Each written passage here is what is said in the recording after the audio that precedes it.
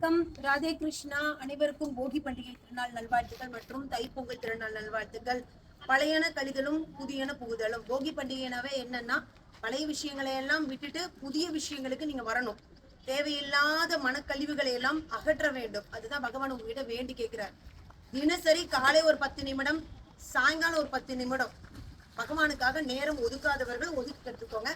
10 நிமிடம் ஒதுக்கிட்டு இருக்கேன் அப்படின்னு சொல்றீங்கன்னா அப்படின்னா 1/2 மணி நேரம் 1 மணி நேரத்துக்கு அதிகப்படுத்துங்க. எந்த அளவுக்கு தியானம் செய்கின்றீர்களோ, எந்த அளவுக்கு ஜபம் பண்றீங்களோ அந்த அளவுக்கு உங்க வாழ்க்கை வந்து நல்லா இருக்கும். அதனால தை பிறந்தால் வழி பிறக்கும்னு சொல்லுவாங்க. ஒரு நல்ல வழியை இறைவன் உங்களுக்கு காண்பிக்க வேண்டும் என்று பிரார்த்திக்கின்றேன். தினசரி ராமநாமம் சொல்றத தை மாசத்துல இருந்து ஒரு வழக்கமா வச்சுக்கோங்க. இது பகவான் உங்களுக்கு சொல்லக்கூடிய ஒரு வாக்காக வைத்துக் கொள்ளுங்கள். ராம 2 வார்த்தை தான். எப்ப வேணாலும் சொல்லலாம், சொல்லிக்கிட்டே இருக்கலாம்.